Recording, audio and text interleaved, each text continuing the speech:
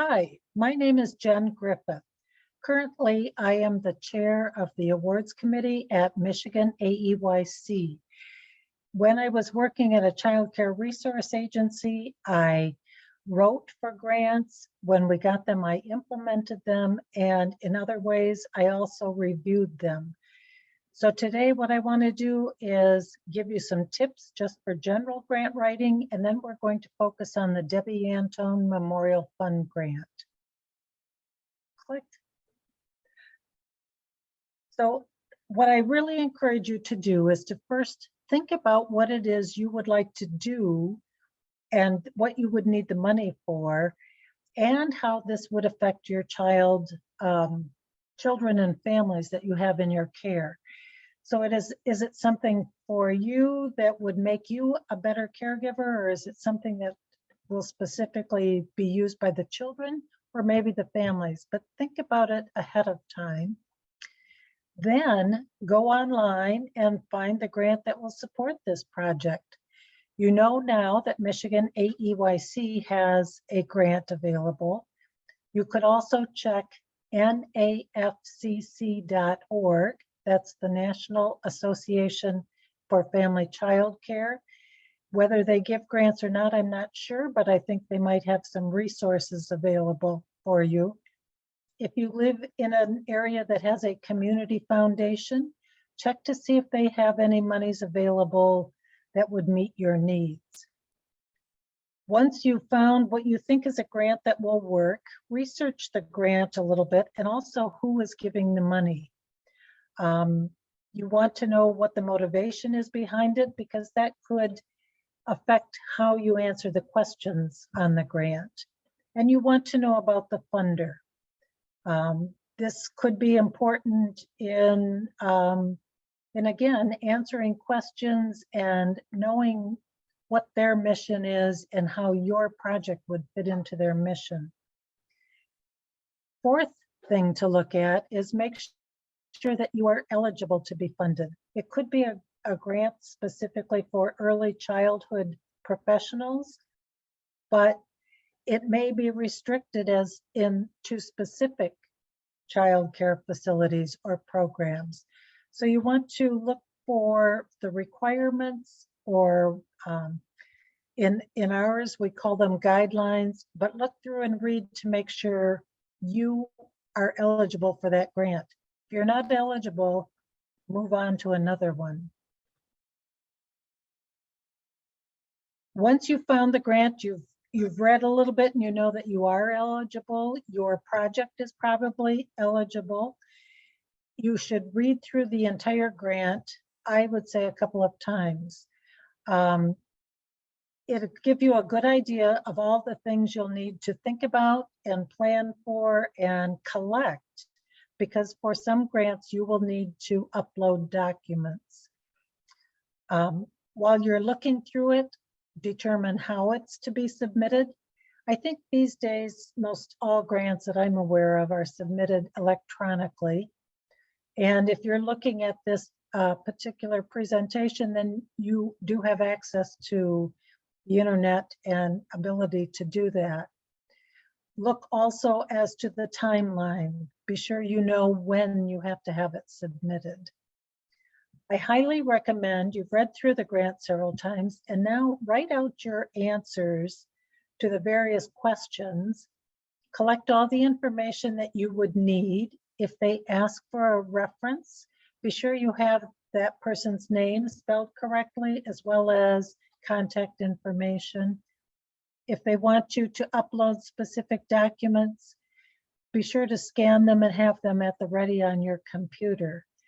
Also, before you've actually filled anything out on the grant application, have someone proofread what you have written. One of the biggest concerns that we've had as committee members as we're reviewing grants has been a really good answer, but it didn't really address the question. So make sure your proofreader looks at your document from that aspect as well. So these are just some general things, something to think about, whether you're writing for the Debbie Antone Award or whether you have found a different one that you would like. I'm going to take us now to the actual web page where you will find the Debbie Antone Award. This is the home page for Michigan AEYC, and it's miaeyc.org. When you get to this page, you will want to scroll down to the bottom. Scrolling. And at the almost the very bottom, it says apply for a scholarship or award. Click on that button.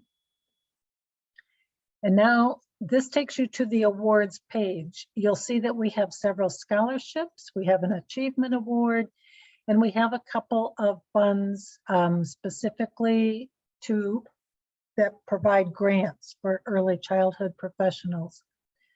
We are going to focus on the Debbie Antone Memorial Fund. So that's the one you would click on. And that takes you to the introductory page and eventually the application. I want to spend a minute or two to let you know who Debbie Antone is and why we have this memorial fund. Debbie started her career in early childhood as a family child care provider and was very passionate about that particular job that she had, that career, and about the people that she worked with. At some point, she transitioned to Michigan 4C and then Michigan AEYC as a teach counselor. She was able to continue to advocate for people who work in home-based programs. She encouraged them to apply for teach scholarships, and she continued to advocate for there being an important aspect of the child care field that we are in. So I just wanted to point that out. The other important thing to know is that unfortunately Debbie is no longer with us. In early 2021, she was diagnosed with COVID-19 and it got the best of her. She passed away. Her family and friends started this memorial fund, and because of her long association with home-based childcare, the governing board and the staff at Michigan AEYC created this grant opportunity. On the right, I want to point out the 3 buttons that are over there because these will be important.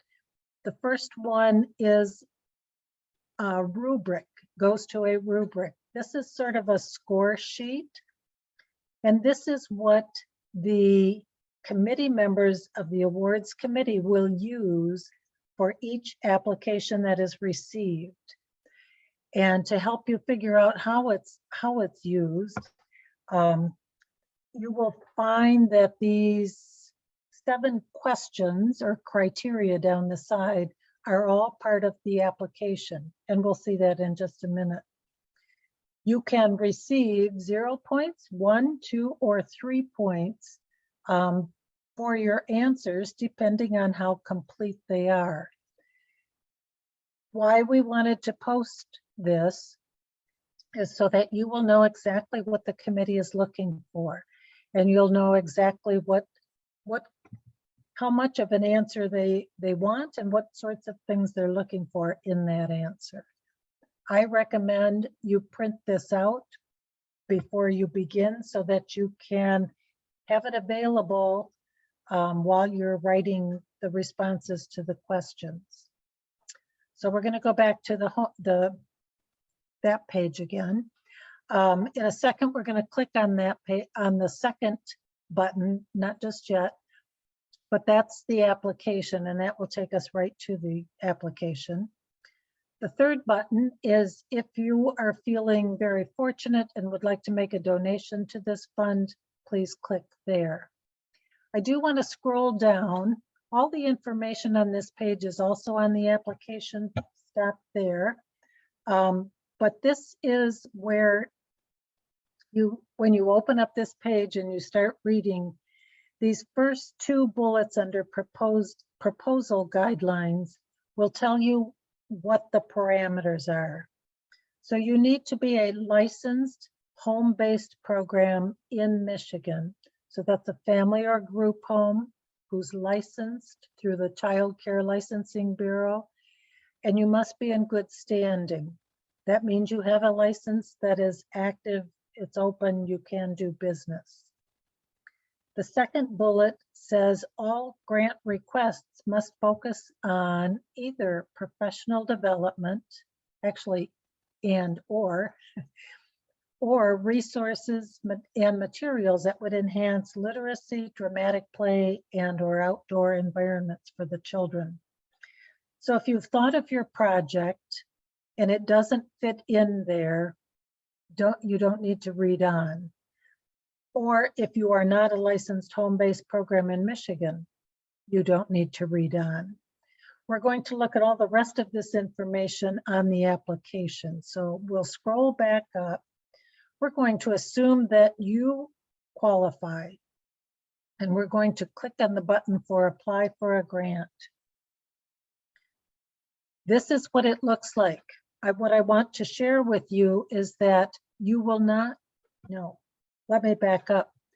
Once you start filling out the forms here, you must complete it in one sitting. There's no opportunity to save. So that is why I really highly recommend that you either write something out on a notepad, or if you're very clever and know how to have two screens up, you could put your answers in a Word document and then do a cut and paste.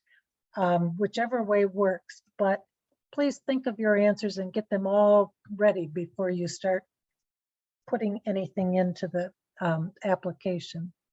So now we're going to scroll down a little bit. The first paragraph is about Debbie.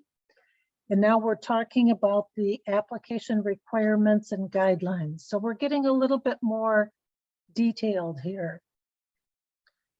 We are awarding 2 grants to individuals of $500 up to $500 each.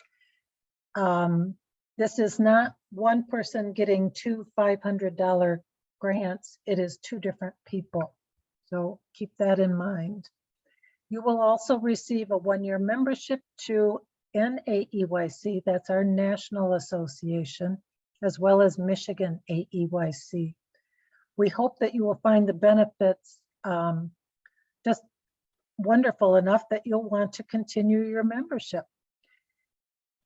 Then we get into the proposed project.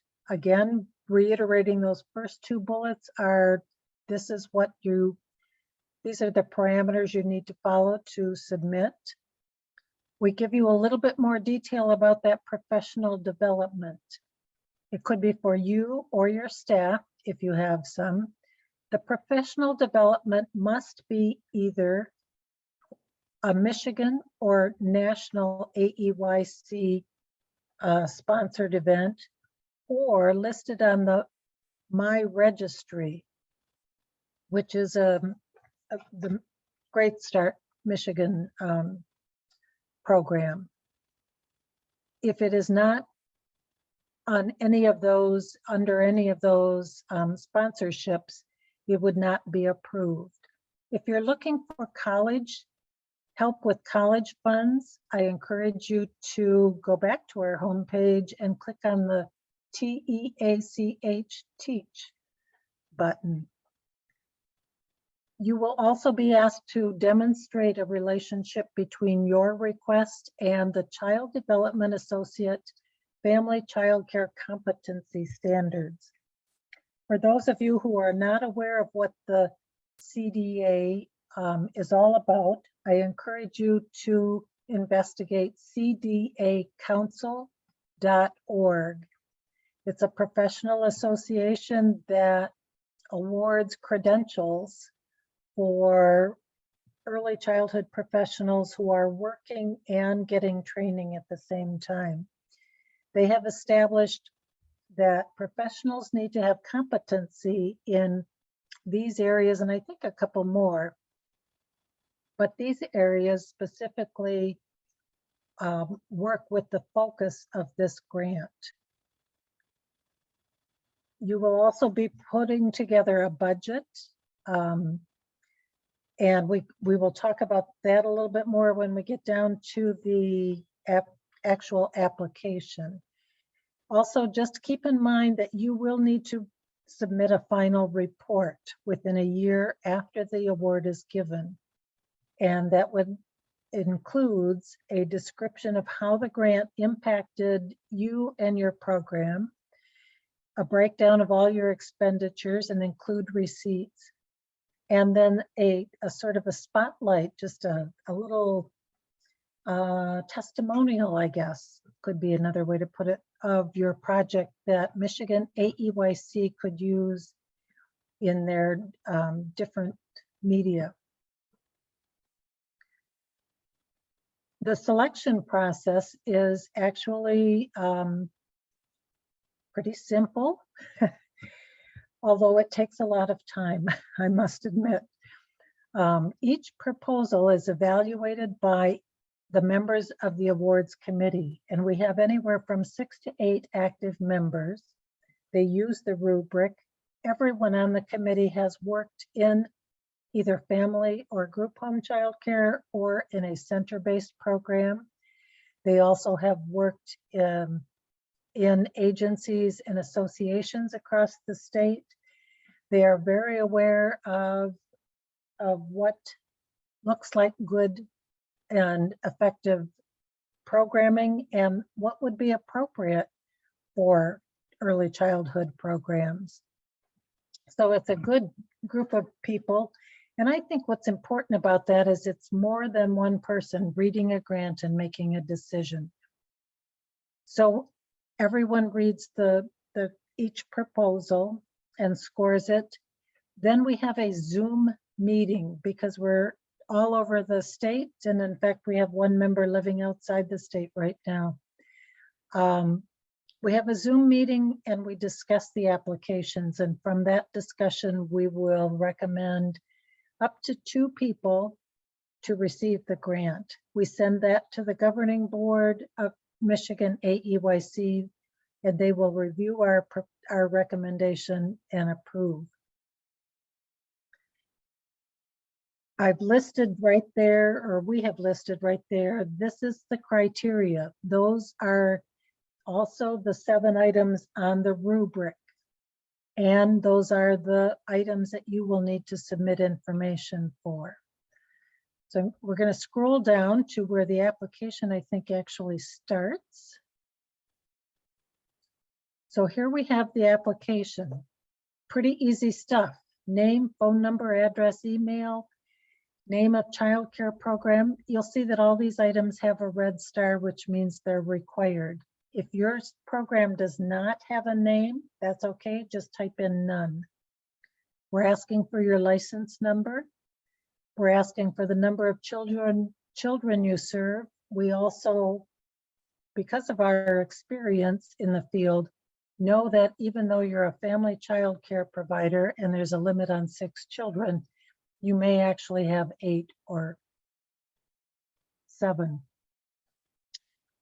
The next question is, tell us about yourself and your program. And this is an opportunity to share with us any special information you want us to know about your program. Maybe the ages of the children you serve. Are you using a particular curriculum? Do you have routines? Do you have a vision for where you'd like your program to be, and what you're asking for with this grant is going to help reach that vision? Anything like that. Please also know we will be looking at your license. We'll be looking you up on the licensing website. If there is anything on your record that you would like to address, this would be the best place to put it.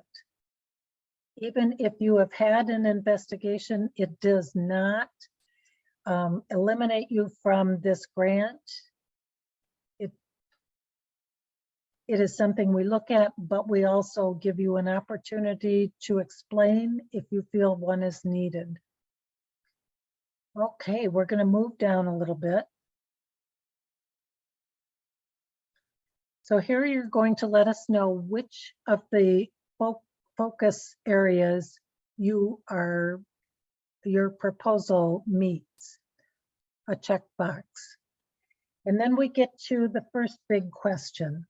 Give us an overview or a description of how you will use the funds. Tell us what the project is and why it's important to you and your program that you have this additional money to meet that need. Be specific. Tell us exactly what you're doing. You don't have to tell us all of the items. You don't have to list out the items, but give an overview of maybe you are expanding a beginning outdoor play area. Now you want to add some more pieces to it. Maybe you have a nice base library that the children use, but you want to add some more books that have some diversity to them. Maybe you want to get some props to go along with the books. Maybe you want to create something, a kind of a book bag or an activity bag that parents can check out and take home so that they have a focus of something to do with their children. I have heard parents say, I know you tell me do something with my child, but I don't know what to do, help. So that might be one of your ideas. Again, check the rubric. That will help you figure out how much description would be a good one. What brought you to this point of requesting grant funds, and how will it improve the quality of your program? One of the things we found, this grant has only been offered 1 year, and what we found last year were a couple of people said, I was just reading this magazine article about such and so, and I was so fascinated, I wanted to add some of those art materials to my program. Or I just attended a training on this, and I'm so excited, that sort of thing. And how will it improve the quality of your program? Is it offering something to the children that maybe they haven't had before? Is it expanding again on some of your resources? Or are you asking for monies for professional development for you? And how will this improve your program? It will give you maybe the tools, the strategies to use to work with children with special needs, or developing a more engaging curriculum. So think about what it is you're wanting for, and then how will it improve your program? The next question, we really want to know how children and families will benefit. So in this case, children may be exposed to some new ideas. Children maybe have some more opportunities to practice social skills. It might be providing a way to communicate with children and families for their social development, but focus on what the children and the families will get out of this. The next question goes back to those CDA competencies, and so you'll have to scroll back up to see what they are. But it's an opportunity for you to explain in more detail how what you're asking for will help a child with physical or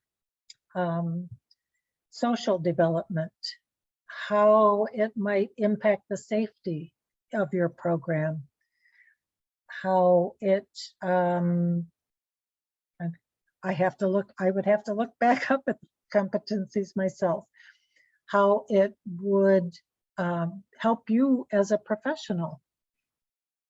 Oh, my scroller is doing a great job.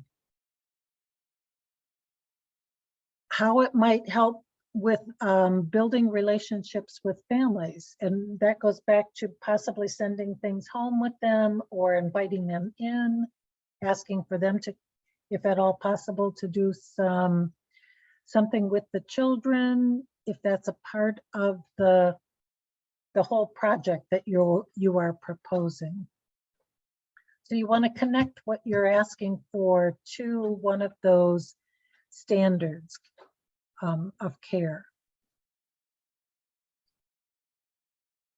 And then we get down to the budget and the amount requested. So this is the total amount. It's up to $500. Don't feel you have to ask for 500 exactly. Maybe you really only need $398. It would not affect our grading of the application if you're asking for less.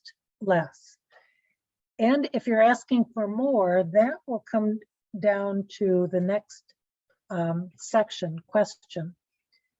First of all, we want a line item description. And so we're asking for you to spell out exactly what you're going to spend the monies on. If, for example, you wanted to put in some raised bed gardens outside, you've already done some outside play activities for the children. Now you want to add the gardens. What we would want to see is cost of wood, cost of the braces and screws and all that, a sort of with the amount that it will cost. So you're going to have to do a little bit of shopping, window shopping. How about a liner for the bed, amount of dirt to put in, seeds, maybe some tools for the children to use to do their gardening. So you'd spell each of those all out and then tell what price you have found. And again, we recognize prices go up and down. Please recognize that also. If you're having things shipped, please add the shipping. If you're having to pay someone to do labor, add that in. At the same time, if I take that example I gave you, and there's one parent who had just put in a deck and has all this leftover lumber, and they say, hey, I'm going to donate the lumber. We really would like to see that kind of at the bottom, or list it, and then instead of amount, say donated by parent. If you have another parent or your spouse is willing to build this garden, then put in labor to build and donated by parent and spouse. So it might be a kind of a big project, but you're getting some things donated, and we know that, so that we're looking at that and saying, hey, they've looked at other resources to help pull together this project.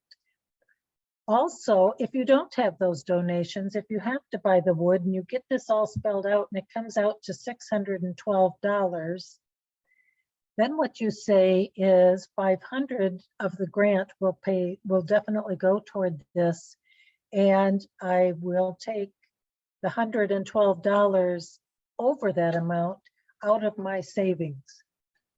So tell us how you're going to pay for the project and how the grant, for sure, how the grant monies will be used. So while we're asking for a line item description, we also would like any other information as it relates to money and this project. And then we have an opportunity for you to sign. Anybody who has ever had to sign an electronic device knows that that's tends to look like a bunch of squiggly lines, but we do need a signature, or as best as you can do. I think that is all that we've walked through the application, want to come back to just kind of summarizing, know what you want to do, read through the whole grant application first, do all your preparation ahead of time. Now, for this particular grant, you do not have to upload anything, but you do have to have all your answers filled out. Either that or you need to reserve a lot of time to complete it. You will have to have the items you want to purchase, if whatever they are, whether it's professional development or actual materials, and you need to know what they're going to cost. So you'll have to do a little preparation on that. If plan on spending an hour or so just filling out the application uninterrupted.